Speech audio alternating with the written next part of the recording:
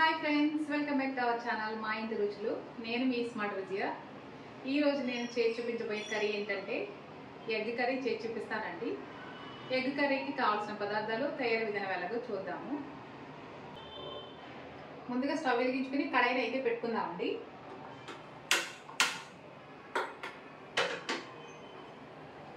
కడాయి కొద్దిగా వేడైన తర్వాత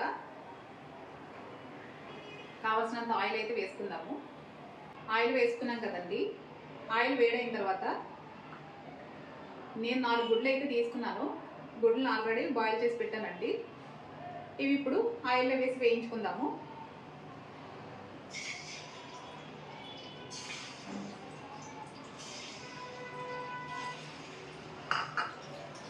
ఇలా గుడ్లు వేసుకుని ఆయిల్ మనకి తుల్లిపోకుండా ఉండాలంటే ఒక 1/2 టీ స్పూన్ పసుపు అయితే వేస్తున్నాను.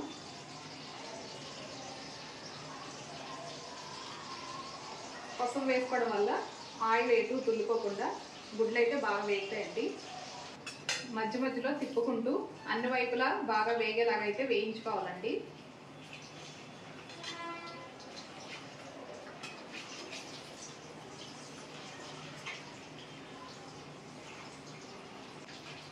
మనకి గుడ్లు అయితే వేగిపోయాయండి. ఒక కప్పులోకి అయితే తీసేసుకుంటాను.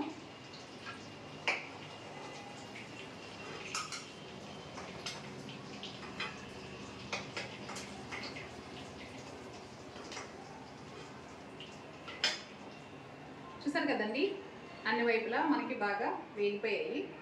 ఇప్పుడు మిగిలిన ఆయిల్లో ఉల్లిపాయలు పచ్చిమిర్చి అయితే వేసి వేయించుకుందాము.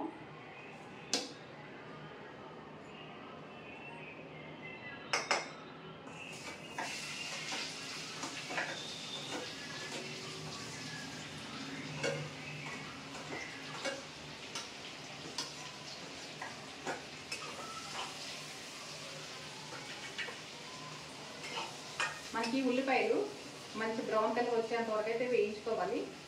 వేయించి చూపిస్తానండి.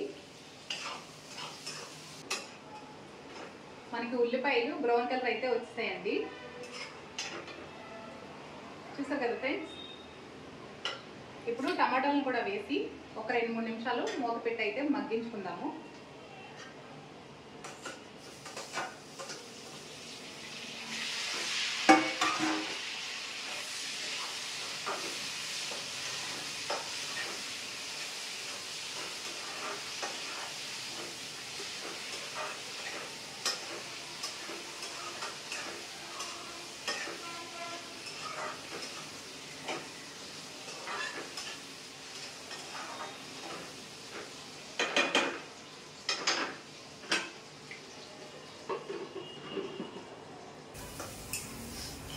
చూసారు కదండి, ఉల్లిపాయలు టమాటాలు అయితే కంప్లీట్గా వేగిపోయాయి.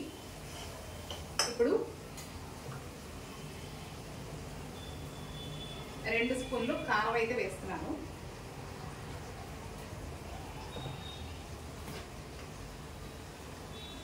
రుచికి సరిపడా ఉప్పు, కావాలంటే తర్వాత చూసి వేసుకుందాము.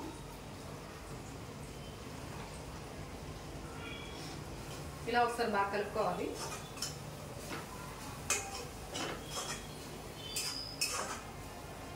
కలుపుకుని ఒక గ్లాసు వాటర్ అయితే వేస్తానండి.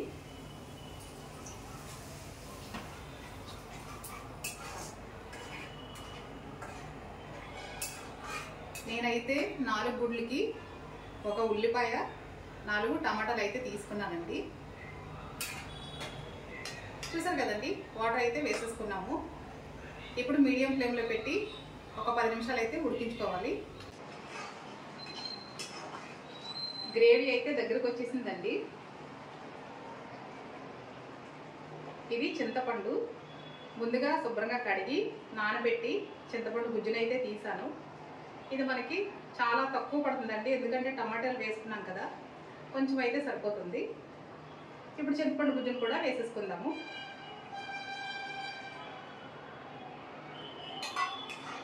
ఒకసారి బాగా కలిపి మరొక 5 నిమిషాలు అయితే ఉడికించుకుందాము.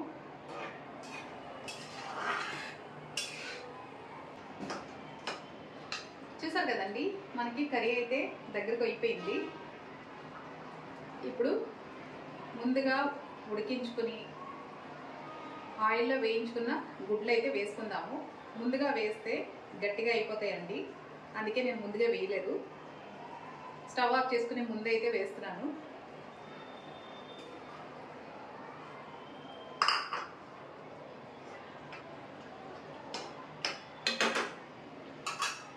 ఇలా వేసుకుని ఒక 2 నిమిషాల తర్వాత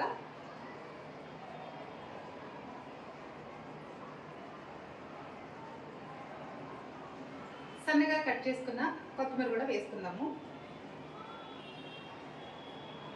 అంతే, simple and tasty egg curry అయితే రెడీ అయిపోయింది.